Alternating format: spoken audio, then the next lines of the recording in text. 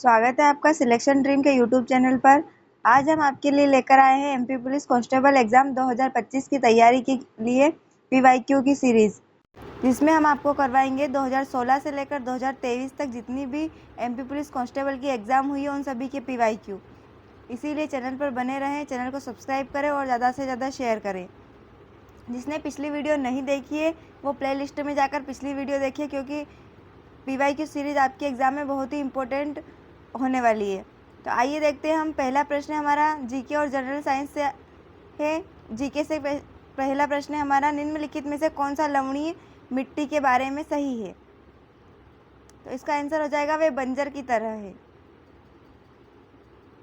अगला प्रश्न है, निम्नलिखित में से कौन सा पुरस्कार भारत के राष्ट्रपति द्वारा अशोक चक्र वर्ग 3 के रूप में स्थापित किया गया था?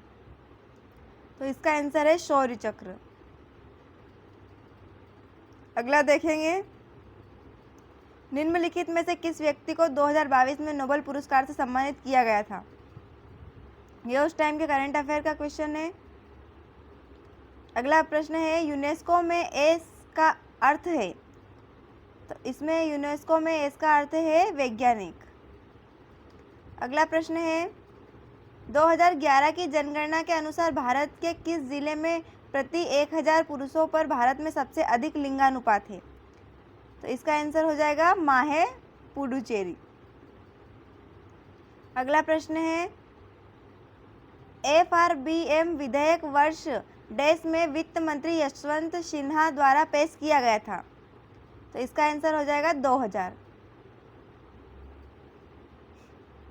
अगला प्रश्न है हमारा, 30 अक्टूबर 1947 को कितने देशों द्वारा टैरिफ और व्यापार पर सामान्य समझौते पर हस्ताक्षर किए गए थे?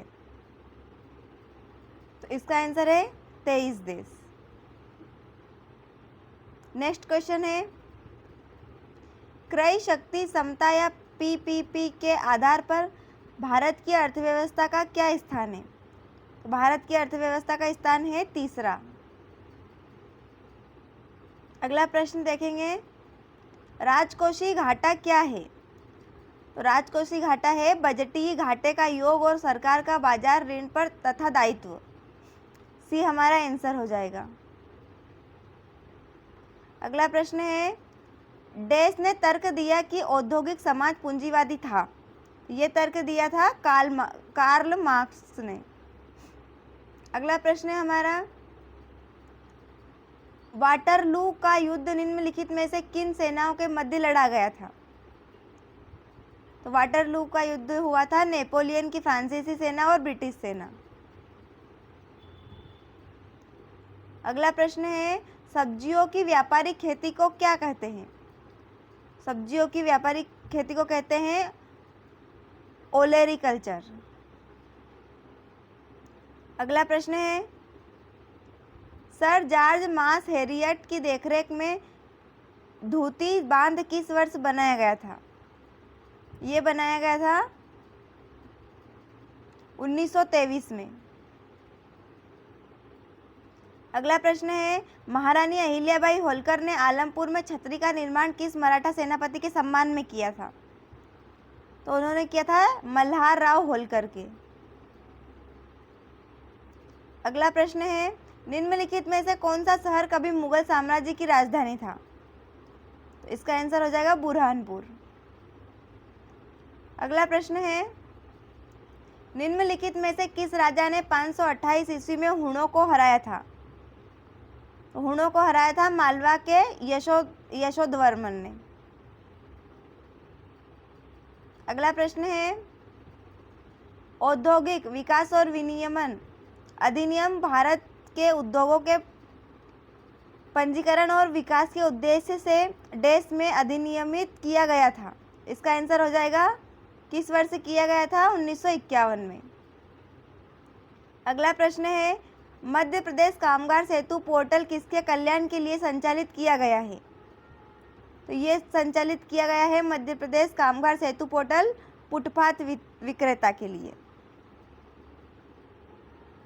अगला प्रश्न है, किस मराठी लेखक को उनकी पुस्तक सनातन के लिए सरस्वती सम्मान मिला है? तो इसका आंसर है शरण कुमार लिम्बाले। अगला प्रश्न देखेंगे, निम्नलिखित में से किसे हाल ही में अंतर्राष्ट्रीय बुकर पुरस्कार 2023 से सम्मानित किया गया है। यह उस टाइम के करंट अफेयर का क्वेश्चन है।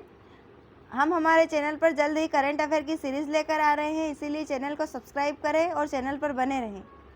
अगला प्रश्न है, विश्व हृदय दिवस कब मनाया जाता है। विश्व हृदय दिवस मनाया जाता है 29 सितंबर को।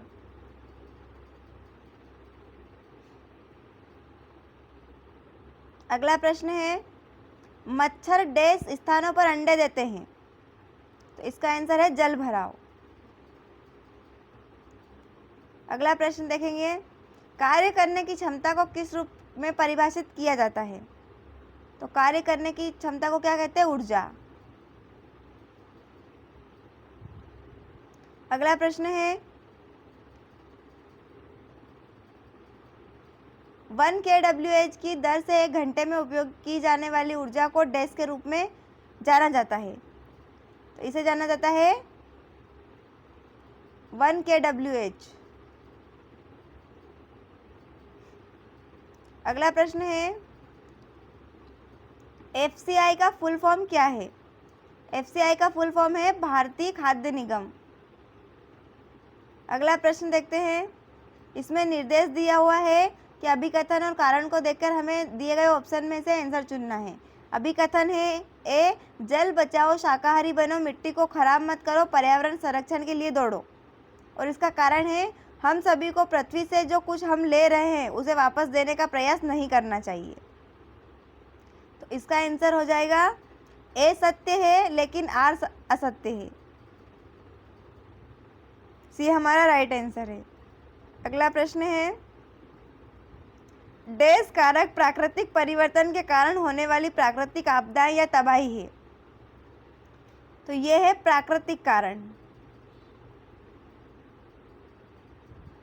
अगला प्रश्न देखेंगे, निम्नलिखित में से किस रसायन का रसोई या घर में स्थान नहीं है। तो इसका आंसर है हाइड्रोक्लोरिक एसिड।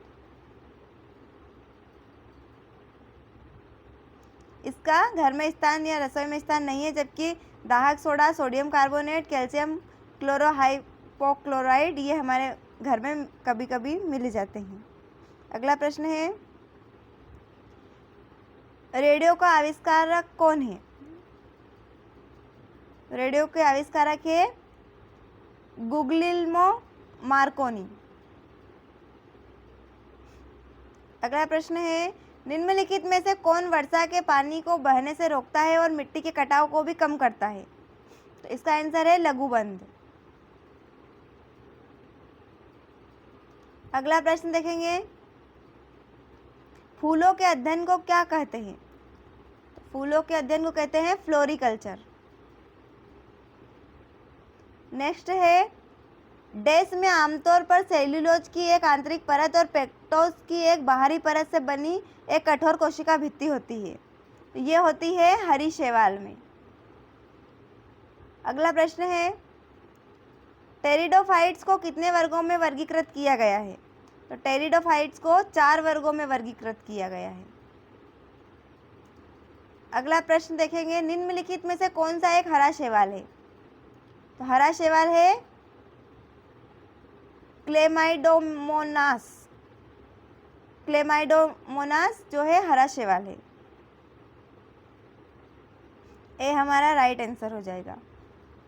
क्वेश्चन नंबर 35 देखते हैं, जो कि हमारे इस सेट का लास्ट क्वेश्चन होने वाला है। पायरेनोइड्स जिसमें मौजूद होते हैं, तो किसमें मौजूद होते हैं। इसका आंसर हो जाएगा हरी शैवाल। अभी हमने जीके और जनरल साइंस के 35 क्वेश्चंस देखे हैं। ऐसे ही प्रश्नों को देखने के लिए चैनल को सब्सक्राइब करें और ज़्यादा से ज़्यादा शेयर करें। अगले वीडियो में हम आपके लिए लेकर आएंगे अगले सेट के 35 क्वेश्चंस, इसीलिए चैनल पर बने रहें। धन्यवाद, मिलते हैं अगले वीडियो में।